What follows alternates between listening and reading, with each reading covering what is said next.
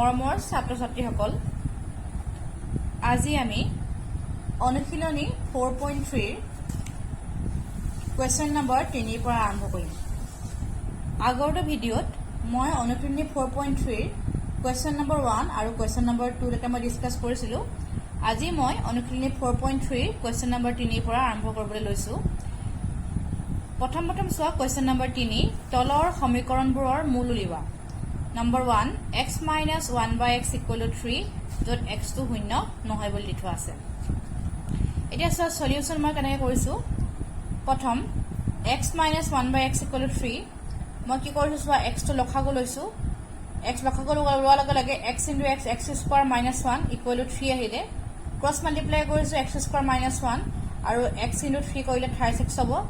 এতিয়া 36 টো মই বাহতলে লৈ আহো তো x square minus 3x minus 1 equal to 0 এটো হল ইকুয়েশন নম্বৰ আমাৰ 1 এতিয়া সোয়া এটো মই ইকুয়েশন নম্বৰ 1 দিলু এক নং সমীকৰণক ax square plus bx plus c লগত তুলনা কৰি আমি পাও এটো আমাৰ দ্বিঘাত সমীকৰণ আছে দ্বিঘাত সমীকৰণ লগত তুলনা কৰিছো কি পামগে a এৰ মান 1 পাম b মান -3 আহিব আৰু c মান কিমান আহিব -1 আহিব এখিনলৈকে বোধহয় গম পাইছা এতিয়া আমি কি কৰিব লাগিব সোয়া next b square minus 4ac উলিয়াব লাগিব এটো মই লাস্ট ক্লাস শিকাইছিলো প্ৰথম b square minus 4ac উলিয়াবা b মানে -3 আছিল -3 স্কয়াৰ -4 into a মানে 1 c মানে -1 -3 স্কয়াৰ মানে 9 minus প্লাস 4 into 1 into 1 মানে 4 আৰু এটো কি হ'ব 13 হ'ব 13 to 0 কে গ্ৰেটাৰ আৰু আমি গম পাও যদি b square minus 4ac to 0 K greater হয় আমাৰ মূল থাকে গতিকে x equal to -b plus minus root over b square minus 4ac divided by twice এটো দ্বিঘাত সূত্র equal to minus চিন আহিব a minus ৰ কাৰণে এটো মাইনাস দেখিছা আৰু b জায়গাত কি আহিব আমাৰ কি পাইছিলো -3 পাইছিলো আগত b জায়গাত -3 পাতিলো plus minus root over b square minus 4ac তো কি উলিয়াইছিলো মই -13 sorry only 13 sorry b square minus 4ac মানে 13 সেইকাৰণে মই b square minus 4ac জায়গাত মই কি পাতিলো 13 পাতিছো দেখিছা 13 that means x equal to আমাৰ কি আহিব চাবা x equal to আহিব আমাৰ minus plus 3 আহিব plus minus root over 13 divided by 2 আমাৰ এটা মূল দুটা হ'ব এতেকে সমীকৰণৰ মূল দুটা হ'ল এটা আহিব 3 দেখিছা 3 plus root over 13 by 2 আৰু এটা হ'ব 3 minus root over 13 by কিমান আহিব আমাৰ 2 আহিব বুজি পাইছা নহয় next 3 question number 2 1 by x plus 4 minus 1 by x minus 7 equal to 11 by 30 এটো কোৱেশ্চন খুব ইম্পৰ্টেন্ট হয় এক্সামত তোমালোকক খুব দি থাকে কোৱেশ্চনটো আৰু লগত লিখি থোৱা আছে এটো মই লিখিবলৈ থাকি গল x not equal to -4 আৰু 7 এটো সাইডে কনস্ট্যান্ট দি থোৱা আছে এটো লগত একো মেটাৰ নকৰে জাস্ট -4 7 হ'ব নোৱাৰে কেলে হ'ব নোৱাৰে গম পোৱাই ইয়াত যদি -4 দেখি দিও কেনেবাকে x জায়গাত -4 plus 4 0 হৈ যাব আৰু 1/0 মানে কেটো আনডিফাইন হৈ যাব সংজ্ঞাবিহীন ঠিক তেনেকে যদি x ৰ ভিতৰত হাত পুট কৰো হাত -7 কি হ'ব শূন্য হ'ব মানে 1/0 মানে আকৌ আনডিফাইন সংজ্ঞাহীন হয়নে গতিকে এটো কি হ'ব আমাৰ আনডিফাইন মানে কি স্যাটিসফাই নকৰে সেইকাৰণে আমি একিটা ভ্যালু হ'ব নোৱাৰে তাৰ বাহিৰে x ৰ ভ্যালু বেলেগ হ'ব পাৰিব সেইকাৰণে দি থোৱা আছে এতিয়া সব ফাৰ্স্ট সলিউশন মই কেনেকৈ সলভ কৰিছো তোমালোকক solution 1 by x plus 4 minus 1 by x minus 7 equal to 11 by 30 first মই এলসিএম ললো লখাগু x plus 4 into x minus 7 এটা x plus 4 আছে x minus 7 আছে 1 into x minus 7 x minus 7 minus sign আছে 1 into x plus 4 x plus 4 minus দি ব্ৰ্যাকেটেৰ ভিতৰত লিখিছো 11 by 30 হৈছে তে নেক্সট সবা এটা x minus 7 minus x plus or minus minus 4 divided by 8 term to same as equal to 11 by 30 এটা x cancel যাব -7 -4 -11 equals to 11 by 30 এই টার্ম টো একে আছে 11 cancel গুছি যাব এতিয়া সোয়া তাৰ পিছৰ লাইনটো আমাৰ কিমান থাকিবগে 11 cancel যাৰ পিছত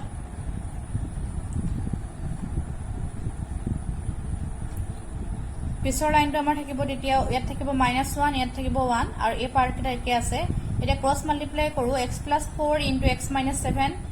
into 1 হলে এই টার্মটা থাকিব -1 into 30 হলে -30 থাকিলে এই দুইটা যদি মই পূৰণ কৰো x into x x square minus x into 7 7x plus 4x প্লাছে মাইনাছে মাইনাছ 4 7 গুণ 28 মাইনাছ 30 টো বাহিৰতে লৈ আহিলে প্লাছ 30 ইকুৱেল কি হ'ল শূন্য হৈ গ'ল এতিয়া কি পালো চোৱা এক্স স্কোৱাৰ পালো মাইনাছ 7x প্লাছ 4x হলে মাইনাছ 3x হ'ব মাইনাছ 28 প্লাছ 30 হলে কিমান হ'ব প্লাছ 2 আহিব ইকুৱেল 0 এতিয়া চোৱা এক্স স্কোৱাৰ এম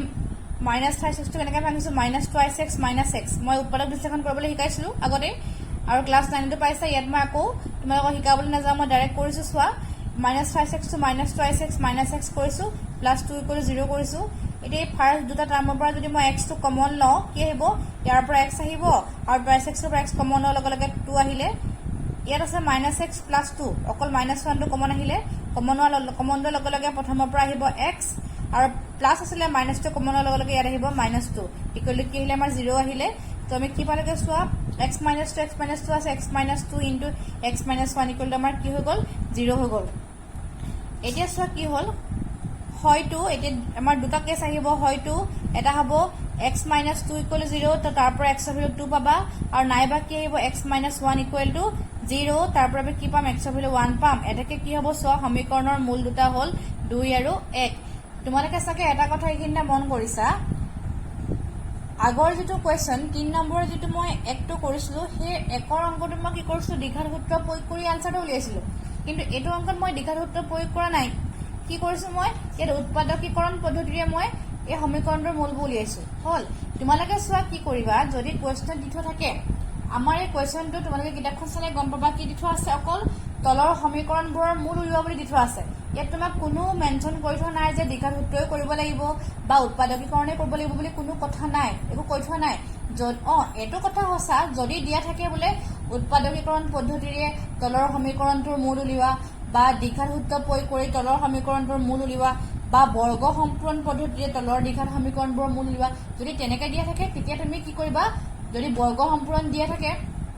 বৰ্গ সম্পূৰণ কৰিবা দীঘল সূত্ৰ কলে দীঘল সূত্ৰ কৰিবা উৎপাদকীকৰণ কলে উৎপাদকীকৰণ কৰিবা বুজি পাইছা নহয় যদি একো দিয়া নাথাকে যদি অকল কয় যে তলৰ সমীকৰণবোৰৰ মূল উলিওৱা তেতিয়া কি কৰিবা চোৱা তুমি যিটো মেথড আটাইতকৈ বেছি ইজি পোৱা সেইটো মেথডে কৰিবা সেইকাৰণে মই দুইটা মেথড কৰি দিছো যাতে তোমালোকৰ কনফিউজ নহয় প্ৰথমটো মই কি কৰি দীঘল সূত্ৰ কৰি দিছো আৰু এতিয়া মই কি কৰি দেখাইছো তোমালোকক এতিয়া এটো উৎপাদকীকৰণ দি কৰিছো তোমালোকে এটো দীঘল সূত্ৰ দি কৰিব পাৰিবা কোনো কথা নাই দেই যেটো তোমালোকে কমফৰ্টেবল ফিল কৰা যেটো ভাল লাগে তোমালোকে হেতু মেথডে কৰিবা বুলি মই আশা ৰাখিলো হল মই গতিকে প্ৰথমটো কৰিছো দীঘল সূত্ৰ এই 2 নম্বৰটো কৰিছো কিহে মই উৎপাদকীকৰণ পদ্ধতিৰে হল নাই এইখিনি ক্লিয়াৰ তোমালোকৰ সবৰে এতিয়া মই কৰিবলৈ লৈছো 3 6 নম্বৰটো এটা কথা মন কৰিবা 3 নম্বৰত আমাৰ 6টা কোৱেশ্চন আছে তাৰে মই 1 নম্বৰ কৰালো 2 নম্বৰ কৰালো আৰু মই 6 নম্বৰতে কৰাই দিছো বাকি 3টা তোমালোকক মই ঘৰত কৰিবলৈ দিছো তোমালোকে এই 3টা ঘৰত নিজে ট্ৰাই কৰি চাবা এতিয়া চোৱা 6 নম্বৰটো হৈছে 5x - 6 divided by 4x - 1 equal to 2x plus 3 divided by 3x plus 2 first কি কৰিব লাগিব চোৱা আমি এটা মই ক্ৰস মাল্টিপ্লাই কৰিব লাগিব বৰ্গপূৰণ কৰিব লাগিব cross multiply 5x - 6 into 3x plus 2 দেখিছা equal to 4x - 1 into 2x plus 3 এটো হল আমাৰ ফাৰ্স্ট লাইন কৰিবলগীয়া কাম পিছত কি কৰিব লাগিব ইনটু কৰিব লাগিব 5x into 3x 15x square plus 5x into 2 10x minus 6 into 3x 18x plus minus 6 into 2 12 it is so 4x into 2x 8x square 4x into 3 12x plus minus 1 into 2x 2x plus minus 1 into 3 3 এখানে ঠিক আছে minus 3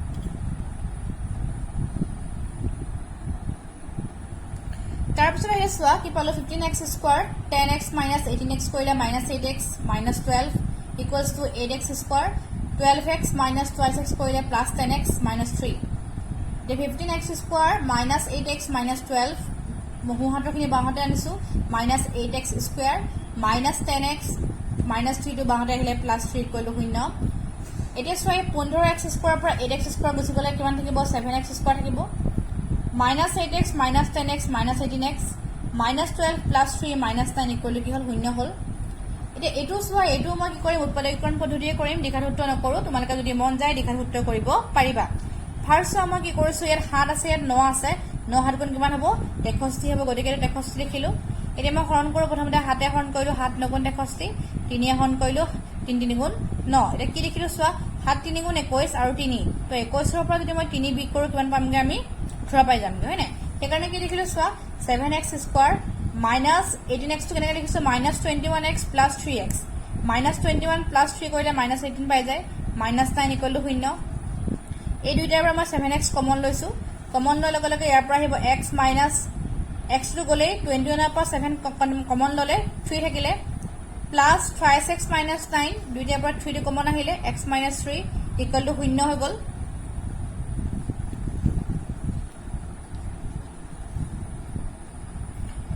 এতিয়া কি দেখিলা 7x plus 3 into x minus 3 equal to কি পালোগে 0 পালো এতিয়া সোয়া হয়তো 7x plus 3 equal to 0 তো তাৰ পৰা কি আহিলে আমাৰ 7x equal to minus 3 তাৰ পৰা x ৰ ভ্যালু হ'ব minus 3/7 বা x minus 3 equal to 0 তো তাৰ পৰা কি হ'ব আমাৰ x ৰ ভ্যালু হ'ব x equal to 3 আহিব এতেকে কি পালো আমি সমীকৰণৰ মূল দুটা হল এটা হ'ব minus 3/7 আৰু এটা হ'ব plus 3 এতিয়া আমি কোৱেশ্চন নম্বৰ 4 কৰিবলৈ লৈছো কোৱেশ্চন নম্বৰ 4 পৰা আমাৰ আখৰীয়া অংক আৰম্ভ হ'ব আৰু আখৰীয়া অংকবোৰ কি কৰিব লাগিব আমি প্ৰথমতে নিজে অংকটো পঢ়ি দিখাত সমীকৰণটো বনাব লাগিব আৰু তাৰ পিছত আমি তাৰ সমাধান উলিয়াব লাগিব তে প্ৰথম প্ৰশ্ন চোৱা কোৱেশ্চন নম্বৰ 4 আজিৰ পৰা 3 বছৰ আগৰ আৰু 5 বছৰ পিছত ৰহমানৰ বয়সৰ প্ৰতিকম্বোৰৰ যোগফল 1/3 তেওঁৰ বৰ্তমান বয়স উলিওৱা এটা সোয়া কি কৰিছো মই ধৰা হল ৰহমানৰ বৰ্তমান বয়স মই x বুলি লৈছো এটা 3 বছৰ আগত বুলি কৈছে গতিকে কি হ'ব সোয়া মই উলিয়াই লৈছো 3 বছৰ আগতে ৰহমানৰ বয়স কিমান হ'ব 3 বছৰ কমিব গতিকে x - 3 হ'ব আৰু দেখিছো 5 বছৰৰ পিছত ৰহমানৰ বয়স হ'ব এটা যদি x বছৰ হয় 5 বছৰৰ পিছত কিমান হ'ব 5 বছৰ বাঢ়িব হয় না যদি মোৰ এতিয়া 10 বছৰ হৈছে 5 বছৰৰ পিছত মই কিমান হ'ব 15 বছৰ হ'ব এনেকৈ 5 বাঢ়িব হয় না সেইকাৰণে সোয়া 5 বছৰৰ পিছত ৰহমানৰ বয়স কিমান হ'ব x + 5 বছৰ হ'ব এটা প্ৰশ্ন মানে কি দিথোৱা আছে সোয়া 3 বছৰৰ আগৰ বয়স আৰু 5 বছৰৰ পিছৰ বয়সৰ প্ৰতিকম্বোৰৰ যোগফল এটা প্ৰতিকম মানে কি 1/, হয় না x যদি এটা সংখ্যা থাকে তাৰ প্ৰতিকমটো কেনেকৈ লিখে 1/x বুলি লিখে গতিকে সব প্ৰশ্ন মতে আমি কি পালোগে প্ৰশ্ন মতে এটো হল 3 বছৰৰ আগৰ বয়স তাৰ প্ৰতিক্ৰম 1/x - 3 প্লাস এটো হল 5 বছৰৰ পিছত যেটো বয়স হ'ব 1/x + 5 equal to কিমান আছে আমাৰ 1/3 বুলি কৈ থোৱা আছে এতিয়া এটো হল আমাৰ দিঘাত সমীকৰণ মই এটা সমাধান কৰিব লাগিব একে মই লখাগু লৈছো x - 3 into x + 5 এটো ইনটু কৰিব লাগিব লখাগু 1 into x + 5 x + 5 plus sign আছে 1 into x - 3 x - 3 equal to 1/3 দেখিছা x + x twice x আহিব plus 5 minus 3 plus 2 তলৰ পাৰ্টটো একে আছে equal to কি আছে আমাৰ 1/3 এতিয়া নেক্সট লাইন আমি কি কৰিম আমি বৰ্গপূৰণ কৰিম ক্ৰস মাল্টিপ্লাই কৰিম ক্ৰস মাল্টিপ্লাই কৰি সোৱা x - 3 into x + 5 into 1 equal to x - 3 into x + 5 হ'ব equal to কি হ'ব এতিয়া 3 into twice x plus 2 3 into twice x plus 2 ঠিক আছে হল এতিয়া সোৱা কি পামগে আমি x into x x square x into 5x 5x minus 3 into x minus 3x হল আৰু এটা কি পাম সোৱা minus 3 into 5 minus 15 হৈ যাব ঠিক আছে তাৰ পৰা কি হ'ব equal to 3 into twice x 6x plus 3 into 2 6 আহিলে এতিয়া সোৱা মই গোটেই বস্তুখিনি বাহতলে লৈ যাও x square plus 5x minus twice x কলে plus twice x থাকিলে minus 15 6x to বাহতলে আহিলে minus 6x plus 6 to বাহত আহিলে minus 6 equal to কি পালো 0 পালো এটাকে কি দেখিলা এটাকে আমি কি পালোগে x square twice x minus 6x কইলে minus 4x minus 15 minus 6 কইলে minus 21 equal to কি পালোগে 0 পালো এটা হল ইকুয়েশন নম্বৰ 1 এটা এটো অংক কি কৰিম সোৱা একে আগৰ নিচিনা আমি উৎপাদকীকৰণ কৰিব পাৰা দীঘল সূত্ৰ কৰিব পাৰা বৰ্গ সম্পূৰ্ণ আমি নকৰো গম পালাই কাৰণ বৰ্গ সম্পূৰ্ণ কৰিলে বহুত দীঘলীয়া হৈ যায় হয়নে সেইকাৰণে এটা কি কৰিম এটো অংক মই দীঘল সূত্ৰ দি কৰি দেখাইছো কাৰণ তোমালোকৰ যদি ভাল লাগে দীঘল সূত্ৰ দি কৰিব পাৰিবা কেনে কৰিব লাগে দেখাই দিছো সোৱা এটো মই সমীকৰণ নম্বৰ সেইকাৰণে 1 দি লৈছো তাৰপৰা কি লিখিলো সোৱা 1 নং সমীকৰণক ax square plus bx plus c equal to 0 লগত তুলনা কৰি আমি পাও কি পালো a ভ্যালু পালো 1 এৰ 1 আছে b ভ্যালু পালো -4 আৰু c ভ্যালু পালো কিমান -21 এতিয়া b স্কয়াৰ minus 4ac উলিয়াইছো -4 হোল স্কয়াৰ -4 into a মানে 1 আৰু c মানে -21 -4 স্কয়াৰ কৰিলে 16 minus a minus a plus 4 into 21 কৰিলে 84 তো 16 plus 84 কিমান পালো 100 পালো আৰু 100 টো শূন্যতকৈ ডাঙৰ আৰু ডাঙৰ হলে আমাৰ সমাধান আছে এটাকে x equals to -b plus minus root over b square minus 4ac divided by twice a এটা সো a minus দেখিছানে এটো মাইনাস আৰু এটো মাইনাস একে আছে এটা a minus টো কাৰণে এটো মাইনাস হল আৰু b জায়গাত মই কি লিখিছো -4 লিখিছো কাৰণ b মান -4 plus minus root over b square minus 4ac value 100 তাৰ জায়গাত মই 100 লিখিছো divided by 2 into a মানে কি হয় আমাৰ 1 হয় গতিকে 1 লিখিছো হল এতিয়া সোৱা তাৰ পিছৰ লাইনটো মই কি পামগে ইকুৱেল টু minus plus 4 হৈ যাব plus minus root over 100 মানে 10 আহিলে divided by কিমান আহিব আমাৰ 2 আহিব হল গতিকে x এর ভ্যালু দুটা আহিব এটা হ'ব x equal to 4 plus 10 divided by 2 মানে 4 plus 10 মানে 14 by 2 equal to 7 হ'ব আৰু এটা হ'ব x equal to 4 minus 10 by 2 মানে -6 by 2 x এর ভ্যালু -3 পালো আৰু এটা কথা সোৱা আমি যেহেতু বয়সৰ কথা পাতি আছো এটো অংকত আমাৰ বয়সৰ কথা হয় ৰহমানৰ বয়সৰ কথা হয় গতিকে বয়সটো কেতিয়া আমাৰ নেগেটিভ হ'ব নোৱাৰে মানে ঋণাত্মক হ'ব নোৱাৰে গতিকে এটো আমাৰ কি হ'ব আনসাৰটো সম্ভৱ নহয় গতিকে আমাৰ আনসাৰ কিমান হ'ব 7 হ'ব হয় না গতিকে কি লিখিলো এটাকে ৰহমানৰ বৰ্তমান বয়স আমাৰ কিমান হ'ব 7 বছৰ হ'ব বুজি পাইছা নহয় এতিয়া আমি কোৱেশ্চন নম্বৰ 5 লে যাও কোৱেশ্চন নম্বৰ 5 টো সোৱা এটো মান দীঘলীয়া কোৱেশ্চন হয় কোৱেশ্চনটো ভালকে মন কৰিবা এটা শ্ৰেণী পৰীক্ষাত হেৱালি গণিতৰ নম্বৰ আৰু ইংৰাজীৰ নম্বৰ দুটাৰ যোগফল 30 মুঠটো গণিতৰ নম্বৰ আৰু ইংৰাজীৰ নম্বৰ লগলগাই কিমান পালে 30 পালে তাই যদি গণিতত আৰু 2 নম্বৰ বেছি পালেহেতেন আৰু ইংৰাজীত 3 নম্বৰ কম পালেহেতেন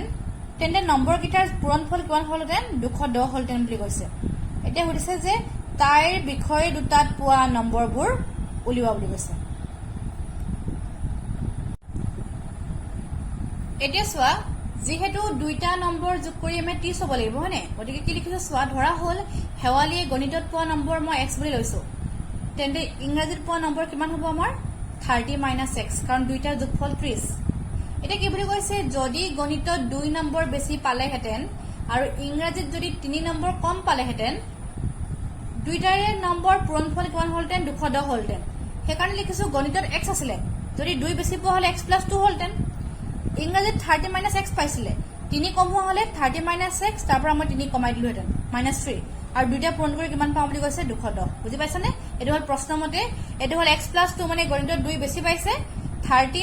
- x -3 মানে কি হৈছে ইংৰাজীত 3 কম পাইছে আৰু দুইটা পূৰণফল কিমান হৈছে আমাৰ 210 হৈছে হল এটা x + 2 একে আছে 30 ৰ পৰা 3 বিয়োগ কৰিলে 27 থাকিব 27 - x = 210 এটা মই মাল্টিপ্লাই কৰিছো x * 27 27x plus minus minus x into x x square plus 2 into 27 54 plus minus minus 2 into x 22x equal to 210 এতিয়া লিখিলো মই minus x square আগত ৰাখিছো তাৰ পৰা 27 minus twice x কৰি 25x পালো plus 54 আৰু 210 টো মই বাহতে আনিলো minus 210 equal to 0 হৈ গল আকৌ পিছৰ লাইনত minus x square plus 25x 54 minus 210 কৰিলে 156 পাই equal to 0 এতিয়া মাইনাসে পূৰণ কৰি দিছো বোথ সাইডত মাইনাসে পূৰণ কৰাৰ লগে এটা প্লাস হৈ গল এটা মাইনাসে পূৰণ কৰাৰ লগে মাইনাস হৈ গল আৰু এটা মাইনাস আছিল মাইনাসে পূৰণ কৰাৰ লগে প্লাস হৈ গল আৰু 0 তুমি দিয়ে পূৰণ কৰা লাগিলে সদায় 0 হৈ থাকে এটো সোৱা এটো অংক মই কি কৰো এটো মই দীঘল সূত্ৰত প্ৰয়োগ নকৰো কেলে প্ৰয়োগ নকৰো সোৱা আমাৰ b স্কয়াৰ - 4ac লাগিব ইয়াত যদি মই দীঘল সূত্ৰ প্ৰয়োগ কৰো কইলো ভুল নহয় কিন্তু নকৰো কেলে সোৱা কাৰণ এটো c মান দেখিছানে c মান 156 তে 4ac তে 4 লগত a পূৰণ কৰিব লাগিব c পূৰণ কৰিব লাগিব তো যথেষ্ট ডাঙৰ সংখ্যা হ'ব হয়নে হেকাৰণে পৰাপক্ষত তোমালোকে এনেকুৱা যদি অংক থাকে মানে যদি c মান যদি ডাঙৰ থাকে পৰাপক্ষত দীঘল সূত্ৰ প্ৰয়োগ নকৰি তোমালোকে উৎপাদক বিশ্লেষণ কৰিবলৈ চেষ্টা কৰিবা তেতিয়া আমাৰ অংকটো সোনকালে ওলাব দেই যেটো মন যায় আৰু যি ভাল লাগে এতিয়া সোৱা হেকাৰণে মই ইয়াত 1 আছে হয়নে এটা 1 into 156 156 হ'ব মই হৰণ কৰিছো 2 এ হৰণ কৰিলো 78 2 এ হৰণ কৰিছো 39 3 এ হৰণ কৰিছো 13 এতিয়া চাইছো যে 3 দুগুণ 6 6 দুগুণ 12 তো 12 × 13 হয় নাই 12 × 13 মানে কি 12 × 13 কৰিলে 156 পায় আৰু 12 আৰু 13 যোগ কৰিলে 25 পায় সেইকাৰণে এটো কি লিখিলো x² - 25 ৰ জায়গাত মই 12 + 13 লিখিলো into x plus 156 equal to 0 হৈ গল এতিয়া যদি ভাঙো x² - 12 into x 12x plus or minus minus 13 into x 13x plus 156 equal to 0 হৈ যাব তে এই দুইটাৰ পৰা x টো কমন আহিলে গম পাইছাই ইয়াত কমন ললে লগে x থাকিব -12 থাকিব ইয়াত যেহেতু মাইনাস সাইন আছে গতিকে মাইনাস টো কমন ললো 13 আৰু 156 পৰা 13 টো কমন আহিব যদি কমন ল ফাৰ্ষ্টৰ পৰা ইয়াৰ পৰা অকল x আহিব পিছৰটোৰ পৰা -12 আহিব ইকুৱেল টু 0 হৈ যাব তুমি কি পামগে চাবা গতিকে আমি কি পালোগে x - 13 into x - 12 equal to 0 হৈ যাব এটা সব হয়তো x - 13 equal to 0 তো তাৰ পৰা x ৰ ভ্যালু 13 পাবা নাইবা x - 12 equal to 0 হ'ব তাৰ পৰা x ৰ ভ্যালু আমাৰ 12 হ'ব তে যেহেতু দুইটাই আমাৰ পজিটিভ আমাৰ নম্বৰৰ কথা পঢ়ি আছো দুইটাই পজিটিভ হয় গতিকে আমাৰ দুইটাই স্যাটিসফাই কৰিব এটা সব মই কি কৰো এই একেটা অংককে দ্বিঘাত সূত্ৰ প্ৰয়োগ কৰি তোমালোকক কৰি দেখাইছো যাতে তোমালোকে কনফিউজ নোহোৱা এতিয়া সব কি ক'ব লাগিব যদি মই দ্বিঘাত সূত্ৰ প্ৰয়োগ কৰো আমি যেটো দ্বিঘাত সমীকৰণ লাষ্ট পাইছিলো এটো সমীকৰণ সোৱা এটো সমীকৰণ সমাধান কৰি পিনি এটো সমীকৰণ পাইছিলো x² - 25x + 156 = 0 ঠিক আছে এটোকে কি কৰিছো মই হেকাৰণে সোৱা ইয়াত x² - 25x + 156 = 0 সমীকৰণক ax² + bx + c = 0 ৰ লগত তুলনা কৰি আমি পাওঁ তুলনা কৰিব লাগিব তুলনা কৰি a মান কি হয় 1 হয় b মান হ'ব আগত মাইনাস আছে গতিকে -25 আৰু c মান হ'ব কিমান 156 বুজি পাইছা এখান লাগে b² - 4ac উলিয়াছো equal to b মানে -25 হোল স্কয়াৰ -4 * a মানে 1 c মানে 156 -25 স্কয়াৰ কৰিলে 625 পায় -4 * 156 624 625 ৰ পৰা 624 বিক কৰিলে 1 থাকে আৰু 1 টো 0 কে ডাঙৰ আৰু 0 কে ডাঙৰ হলে আমাৰ কি হয় সমাধান থাকে গতিকে x ইকুৱেল টু ফৰ্মুলা লিখিছো -b plus -2 b² - 4ac divided by কিমান হ'ব টুৱাইস a আহিব গতিকে এটো মাইনাস সাইনটো একে আছে হয় নে আৰু b জায়গাত -25 লিখিছো প্লাস -2 b² - 4ac মানে 1 হয় ডিভাইডেড বাই টুৱাইস মানে 2 * 1 হল এখান লাগে তেছত তাৰ পিছৰ লাইনটো কি হ'ব আমাৰ 25 প্লাস মাইনাস √1 মানে 1 থাকিলে ডিভাইডেড বাই 2 x ৰ ভ্যালু দুটা আহিব এটা হ'ব x ইকুৱেল টু 25 প্লাস 1 বাই 2 26 বাই 2 মানে 13 আহিলে আৰু x ইকুৱেল টু কিমান হ'ব 25 মাইনাস 1 বাই 2 মানে 24 বাই 2 কিমান হ'ব 12 হ'ব এতিয়া সো ইয়াতো আমি x ৰ ভ্যালু একে পালো 13 আৰু 12 হল এতিয়া সো যদি মই দুটা ভ্যালু পাও আমি কেনেকে লিখিম সো তোমালোকে মন কৰিবা মই আগতে কৈছো যদি দুটা ভ্যালু পোৱা আৰু যদি দুইটাই পজিটিভ হয় আমাৰ দুইটাই স্যাটিসফাই কৰিব গতিকে আনসাৰটো আমি এনেকে লিখিব লাগিব এতিয়া সো যদি গণিতত পোৱা নম্বৰ x = 12 হয় যদি মই x ৰ মান 12 টো লও তেন্তে কি হ'ব ইংৰাজীত পোৱা নম্বৰটো কিমান হ'ব 30 - x কৰিব লাগিব মানে 30 - 12 মানে 18 হ'ব হল আকৌ যদি গণিতত পোৱা নম্বৰ x ৰ মান দুটা আছিল এটা আছিল 12 এটা আছিল 13 যদি 12 লও x ৰ মান তেন্তে ইংৰাজীত পোৱা নম্বৰ হ'ব 18 আৰু কি বুলি কৈছে চোৱা যদি গণিতত পোৱা নম্বৰ x = 13 হয় তেন্তে ইংৰাজীত পোৱা নম্বৰ কিমান হ'ব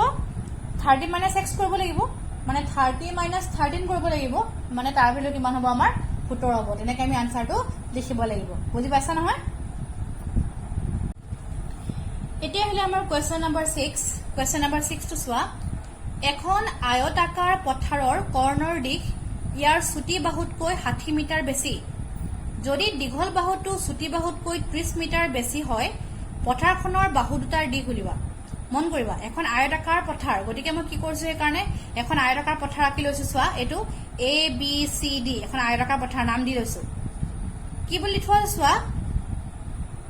মন কৰিছে নে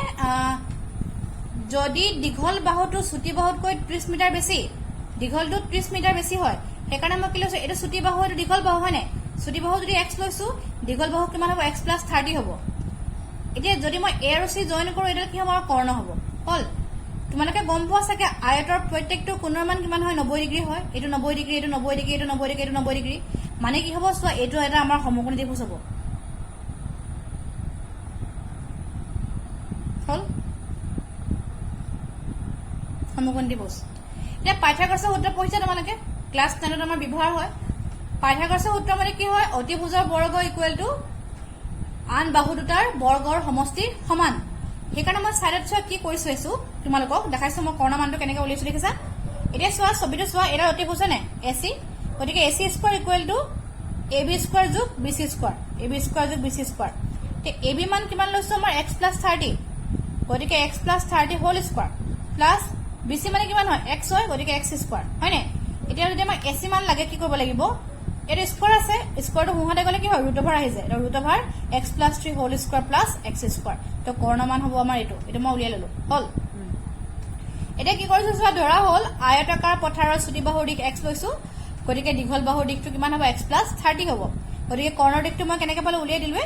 x square plus x + 30 whole square প্ৰশ্ন মতে এতিয়া কৰ্ণৰ দিক মই এটো পালো কিন্তু চোৱা আমাক দি থোৱা আছে বেলেগ মানে কি একেটাই হয় আলটিমেটলি দি থোৱা আছে চোৱা প্ৰথম লাইনত দি থোৱা আছে এখন আয়তাকাৰ পথাৰৰ কৰ্ণৰ দিক ইয়াৰ ছুটি বাহুতকৈ 60 মিটাৰ বেছি যদি সৰু বাহুটো x হয় কৰ্ণৰ দিক তাতকৈ 60 মিটাৰ বেছি মানে x + 60 হৈ যাব হয়নে তে দুইটাই কৰ্ণ হয় এটো কৰ্ণ হেটো কৰ্ণ এডালে হয়নে কৰ্ণ দুডাল থাকে আৰু আমি গম পাওঁ যে আয়তৰ কৰ্ণ সদায় সমান হয় গতিকে মানটো একেই হ'ব হয়নে একাৰণে কি লিখিলো প্ৰশ্ন মতে মই যেটো কৰ্ণৰ মান উলিয়াইছিলো অংক সহায়ৰে এটো ইকুৱেল কি হ'ব আমাৰ x + 60 হৈ যাব মানে ছুটি বাহুতকৈ 60 মিটাৰ বেছি সেইকাৰণে কি লিখিলো প্ৰশ্ন মতে root over x square plus x + 3 whole square equal to x + 60 কেনেকৈ পালো বুজাকে বুজি পাইছা এতিয়া আমি সমাধান কৰিব লাগিব কাৰণে চোৱা যিহেতু বাহতে ৰুট ওভাৰ আছে গতিকে মই ৰুট ওভাৰটো আঁতৰাবৰ কাৰণে দুই পক্ষক কি কৰিব লাগিব বৰ্গ কৰিব লাগিব সেইকাৰণে লিখিছো দুই পক্ষক বৰ্গ কৰি যদি বৰ্গ কৰো কি পাম আমি চোৱা ইয়াত আমাৰ ৰুট ওভাৰটো উঠি যাব আৰু লগলগ কি হ'ব বৰ্গ কৰাৰ লগলগে এই ৰুট ওভাৰ উঠি গল কিন্তু হুহাতে কি হ'ব আমাৰ ওপৰত স্কয়াৰ আহি যাব হলে এতিয়া সেইকাৰণে কি লিখিছো নেক্সট টাইম আমি ব্ৰেক কৰিছো ax স্কয়াৰ কে আছে এটো ভাঙিছো x square plus 2 * x * 30 a + b whole square formula plus 30 square equal to এটো একে x square plus 2 * x * 60 plus 60 square হলে কি লাগে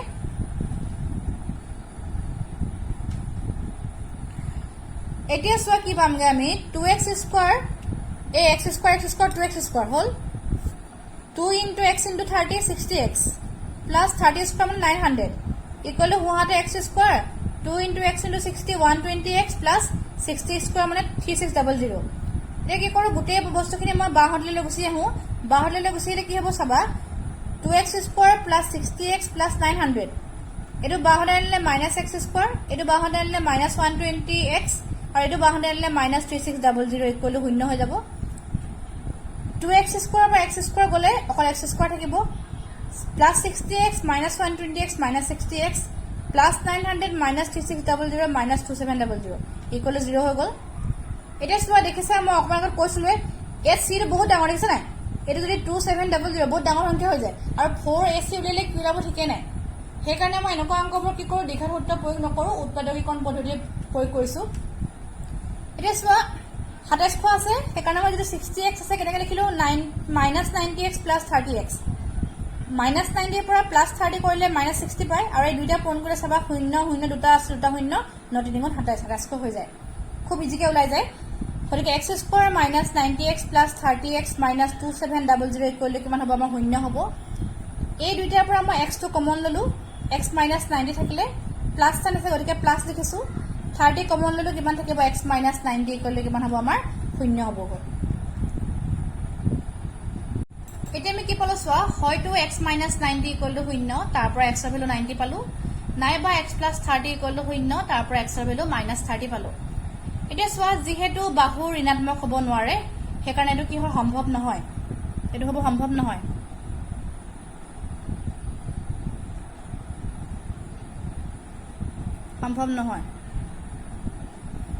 মই কাৰণটো লিখি দিছো তোমালোকে কাৰণটো লিখি নেদেখালেও হ'ব সম্ভৱ নহয় কেলে সম্ভৱ নহয় আমি বাহুৰ কথা পঢ়িছো আৰু বাহুটো কেতিয়াও নিগেটিভ হ'ব নোৱাৰে এটাকে কি হ'ব ছুটি বাহু দিক হ'ব 90 মিটাৰ আৰু দীঘল বাহুৰ দিক কিমান হ'ব আমাৰ 90 + 30 কিমান হ'ব 120 মিটাৰ ঠিক আছে তো মৰমৰ ছাত্ৰ-ছাত্ৰীসকল আজি মই ক্লাছটো তোমালোকক ইমানতে সামৰিছো আৰু আমাৰ 5টা কোৱেশ্চন এতিয়াও বাকি আছে অনুশীলনী 4.3 মই নেক্সট ক্লাছত যেটো ভিডিও দিম অহাটো ভিডিওত মই কোৱেশ্চন নম্বৰ 7 ৰ পৰা তোমালোকক আলোচনা কৰিম মই আজি ভিডিওটো তোমালোকক মই ইমানতে সামৰিছো আশা কৰিছো তোমালোকে সাগে ভিডিওটো ভালকৈ বুজি পাইছা আৰু যদি তোমালোকে ভিডিঅ'টো বুজাত অসুবিধা হয় প্ৰথম তোমালোকে ভিডিঅ'টো মোৰ বাৰে প্ৰতি ৰিপিট কৰি চাবা তোমালোকে নিশ্চয় বুজি পাবা ধন্যবাদ